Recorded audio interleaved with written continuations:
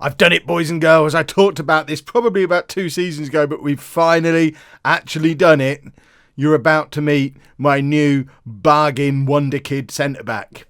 I'm so excited.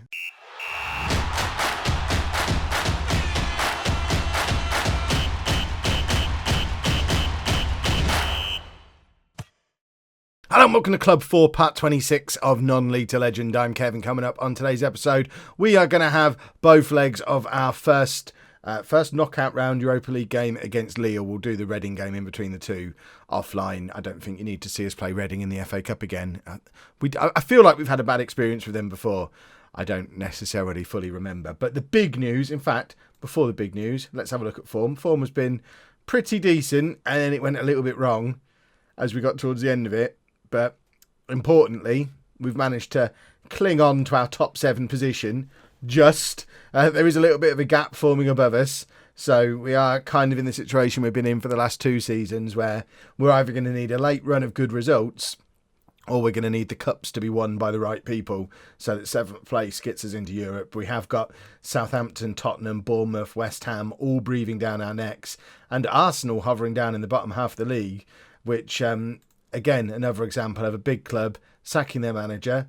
The manager was sacked in November, didn't even offer me an interview, which just seems silly. But in more positive news, Mitrovic, still the Premier League's leading scorer, 17 league goals now, which is nearly as many as he got last season. He won the Golden Boot last year with 20 goals. It looks like he's going to go beyond last season's total, but he's actually got Divock Origi chasing him down now. Who'd have thought? Imagine a future. It's 2026 and the Premier League Golden Boot is being competed between Mitrovic and Origi. Is that the future you're all looking forward to? But here we go. We have our new wonder kid centre-back. It has meant that we've been able to sell Cameron Carter-Vickers for a profit, I might add. This guy has had a varied career, but he's now added France to England, Israel, Germany as places that he's played. And it's almost his highest ever transfer fee as well. We almost doubled our money on Cameron Carter-Vickers, having played him just 3 times from the bench in a year, and then replaced him with this guy, Martin Kubik, who's a 19-year-old Czech international who's already got 8 caps and 2 goals for the Czech Republic. He's 6'4", and look, I know I don't look at attributes much. This guy's 19. Look at the state of his physical attributes. That is utterly ridiculous. He can also play left back or right back. He's already 4-star current ability, 5-star potential ability. He's already the best centre-back at the club, better than Schuster, Mawson, Duffy. Schuster, by the way, also a wonder kid. I know he's only on loan for the season, but we've got 2 Czech wonder kid international centre-backs, both playing for Fulham, which is mad, really. And of course, we picked him up by raiding one of my favourite targets for raiding youngsters, Sparta Prague. He played 48 games for Sparta Prague with a fantastic average rating. Now he's coming to the Premier League, 3 starts, already averaging a 7.67. And he played all those games at left back because Bell was injured and Wendell was injured. Oh no, he played once against Colchester as a centre-back, but his 3 games in the Premier League have all been at left-back. He's 6'4". He's a massive 6'4" centre-back, and he's averaging 7.67 playing at left-back. We have an absolute superstar on our hands, and you're going to get to see him play today. I'm getting Nick Ripert vibes from him. Similar sort of price, similar sort of age. Hopefully, similar sort of career ahead of him. So this is the team we're putting out there for the game against Lille. We have a few players who are struggling a little bit with match fitness. Lopez has been injured for ages. Ben Randall has actually played quite a lot of games as part of his ongoing development. 4 Premier League games, but another 4 games in Cups, 3 in the Europa League as well. And he's not doing too badly. I think we were probably right to put our faith in youth this summer with the likes of Randall and Bell and Unsworth, who are all playing lots of games. But thankfully, most of the injured contingent are returning to the team now. We've still got Joe Williams out with an injury. He's been injured on and off all season, as has Wendell. And actually, Wendell has kind of done an Al Sharawi, unfortunately. We signed him in the summer to much fanfare, £11.5 million, 2 beautiful free kicks on his debut. came in as the best player at the club, star rating wise. He was a 4.5 star player. Now, after a series of injuries, I mean, not form, where am I looking? Injuries. So since he's been with us, he's had a hip injury, a tight hamstring, and a tight calf. And he's now only considered a good championship player, and he's not as good as Paul Bell. So Paul Bell is now our first choice starting left back. Wendell will probably disappear for £3 million in the summer, and it'll be another example of why I shouldn't spend loads of money on old men. But when people give me that argument, I just throw Shane Duffy back at them, because you all laughed at me when I signed Shane Duffy. He's now 34, and having spent £10 million on him, he's still playing regularly and performing well. I probably don't want to disclose to you that I gave him a new 5-year contract like 6 months ago. So he's going to be here for a long time. He's going to be here till he's 38. That's ridiculous. But Shane Duffy is my example of why it does sometimes work. But this is the team that we're playing against Lille. The first leg, we've got Lopez in goal. A back four of Bell, Kubik, Duffy and Sessegnon with Toussaint as our half-back. Ceballos and Horta in front of them. Thorne is going to be up front because obviously it's the Europa League. We play Liam Thorne in the Europa League, supported by Mirabella and Hall. We have a lot of quite good players on the bench. Wonder Kid Schuster, current regular recent starting keeper Randall, Calderon, who's been in great form, Mora, established European player, Wendell, likewise, Franco, Wonder Kid, Mitrovic, Golden Boot. We've finally got some strength in depth, and hopefully we can put on a good performance over 2 legs against Lille and have a little bit of a run in the Europa League. Why the button's not working? There we go. I did click that already, but for some reason it just didn't seem to want to register that I'd clicked it. So Horta, we need to keep an eye on. Lopez, we need to keep an eye on. If either of them look like they're struggling, I mean, there's probably an argument I should have started Randall. Horta, I think it doesn't hurt to risk him, give him a half, and then bring Calderon on. It's harder to do that with Lopez, but his condition is fine. He's just not match fit. So you get him match fit by playing him in matches, surely. Let's be assertive. We want to pick up where we left off.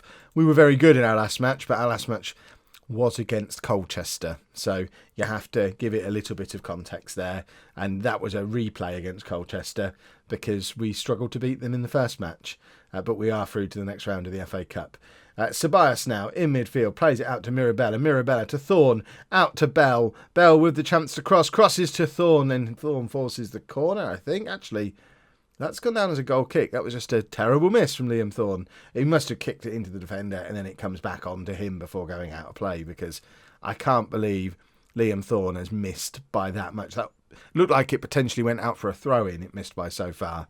But we haven't really talked European 2-leg tactics in Non-League to Legend yet this year, because obviously this is our first 2-legged game in Europe in Non-League to Legend this year.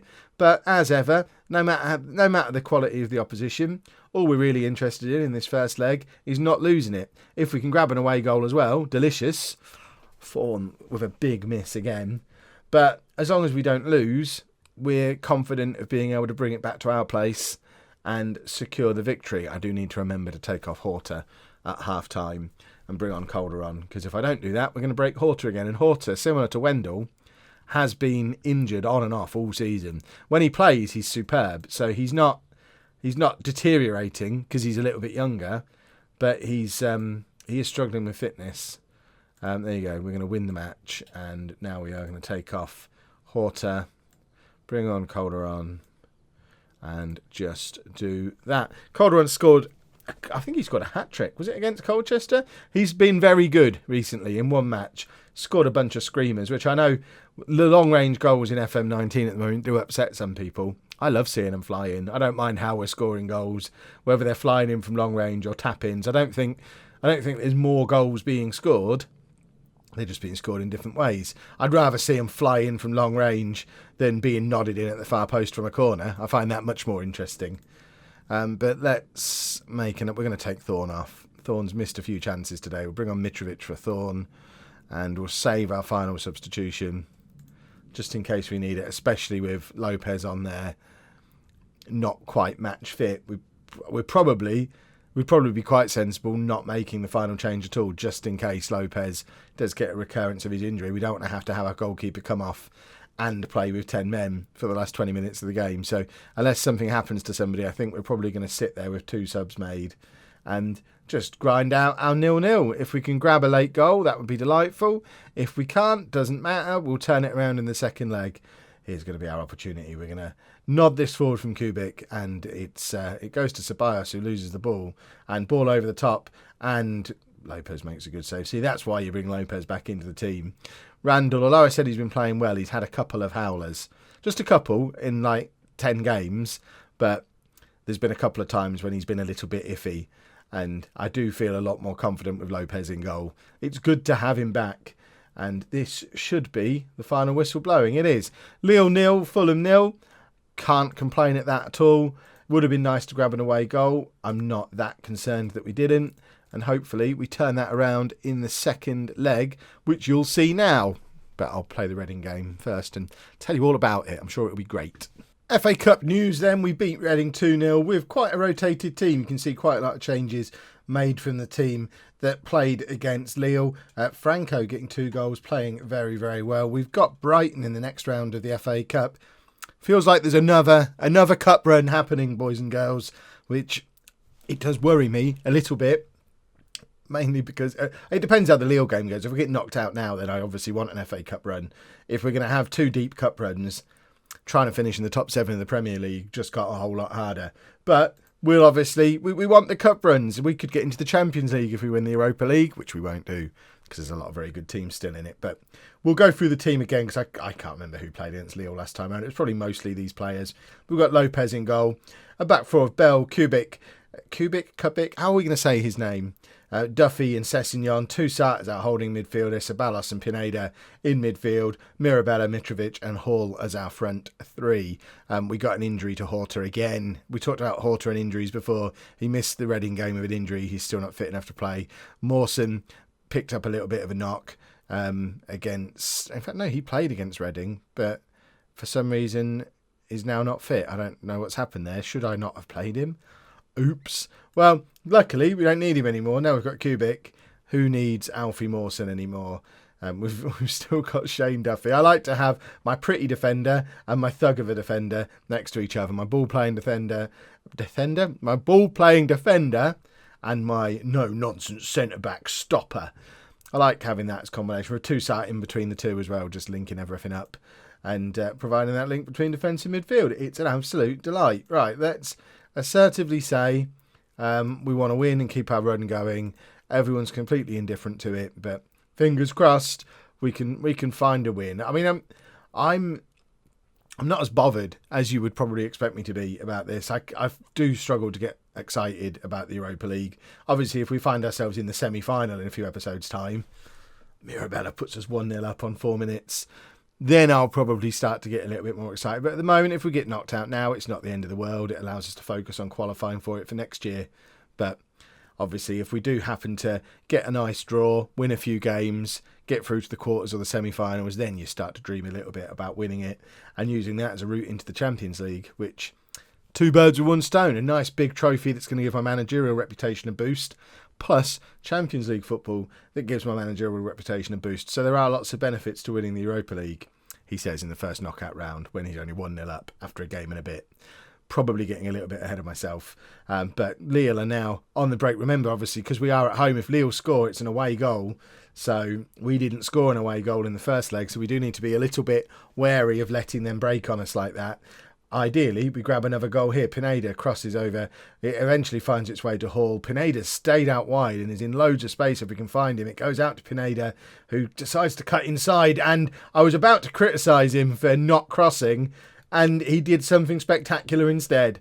Beat 2 men and just thumped it into the goal. It's his first goal of the season. Pineda, I say this every year, we're probably not going to bring him back on loan again next year. This is his 3rd year at the club. He plays fewer and fewer games each season and has less and less of an impact each season. But he can do that sometimes. So considering it doesn't cost us very little to have him in on loan, it's so tempting to have him in as your 4th central midfielder. and not have to actually pay anyone a proper salary. But Lille now, ball again in midfield. We still need to be wary. Unless we can grab a third goal before half-time, then I'll start to chill out a little bit. But if they grab a goal here, it's very much all to play for in the second half. And whoa, that has whistled wide of the post there. And we need to be a little bit... I've just realised I've picked Mitrovic for a Europa League game, going against my own policy. I am a monster. I did play Thorn in the FA Cup, though. So no, I didn't. I played Lucas Moore in the FA Cup. So I've used all 3 of my strikers in these 3 games. Well, that's proper rotation. That's fine. Oh, my word. Their keeper was out miles there. And Mitrovic put him under a little bit of pressure. But it has actually some very good, confident goalkeeping. And I'm a monster with Thorn. Perhaps the Thorn policy now just becomes, we played him in the group games. Now we want to win the competition. Right, let's calmly say... No, I can't do it. I've got to tell him not to let the performances drop. I clicked the wrong one. I've assertively said I'm happy. They're all happy. I really hope they don't get complacent now. I remember one of the reasons I stopped doing Team Talks and left it to my assistant manager for so many versions of FM is when Team Talks first came in, if you were 2-0 up at half-time and even looked remotely happy, it basically ruined you for the second half. And I'm so afraid of doing that years later, even though it probably doesn't even do it anymore. But it just used to be the kiss of death, 2-0 up at half-time. There's no good team talk you can do. If you're angry, they get upset. If you're happy, they get complacent. But fingers crossed, we don't seem to have got complacent, which is good. We're calm. Calm is probably good, although Ceballos is complacent. Right, we are going to bring Liam Thorne on now. Where is he? There he is. And we're also going to bring on Franco, who was so very good against Reading in the FA Cup. Got a couple of goals in the offline episode, so let's see if he can carry that form over into Europe and grab himself a couple of goals against Lille as well. That would be very pleasant. Only 10 minutes left. Shall we make a final change? I think we shall take off Ceballos. He's the current lowest rating on the pitch and also is Mr. Complacency, so we'll bring Calderon on for him. We don't want anyone out there being complacent. With 10 minutes to go, Calderon comes on, he's composed. We've got a bunch of calm, composed players up against a team that are nervous, frustrated and anxious. That's why we're going through to the next round, boys and girls. Right, this should be... Oh, it's actually not going to be the last highlight of the game. We're in the 89th minute. We've got 4 minutes of time added on yet, so this might even lead to a goal, hopefully for us. Two-sup, ball over the top. Liam Thorne is in. Can Thorne grab a goal? Oh, what a finish from Liam Thorne. Perhaps we do play him in the Europa League because that was beautiful and I want more of that. Perhaps we won't have a rule. Perhaps I'll just rotate the team as I see fit. Keep everybody fit, keep everybody in form and have players able to come off the bench and do stuff like that. Fulham 3, Lille 0, easy peasy. And Liam Thorne just scored an absolutely stunning goal in Europe. He's just added £5 million onto his valuation. And that should be the last highlight of the game now. I think there is the full-time whistle. Dressing room, let's be calm. Well done, gentlemen. Everybody's delighted or extremely delighted. And now we're going to do a draw for the next round. Have any of the big teams got knocked out? Doesn't look that way. All of the big teams have made it through. So there's a very good chance we're going to play against a big team and get knocked out in the next round. Just before we do the draw, some exciting potential England news. Eddie Howe, England manager, was at that match, keeping an eye on Sessegnon, Bell and Hall for his next England squad. Hopefully Thorne announced himself there as well, but Sessegnon has not yet made his England debut. Paul Bell, I don't remember ever being called up into even an under-21 squad. He's got an under-20 cap, but Paul Bell getting into the England squad would be awesome, but Simon Hall did make his England debut over the summer, despite barely playing in the under-21. So we've got a bunch of late bloomers here who've, between the three of them, got 3 under-21 appearances, and they could potentially all end up in the next England squad, which would be delightful. But let's have a look. See, look, we're listed as one of the small teams along with Basel.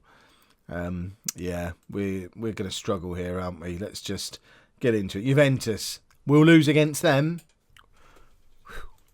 Sampdoria, I think we could take. Yeah. Bordeaux, I think we can take. Hertha Berlin, we can take.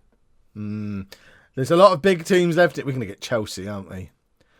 Basel, this would be perfect. Nope.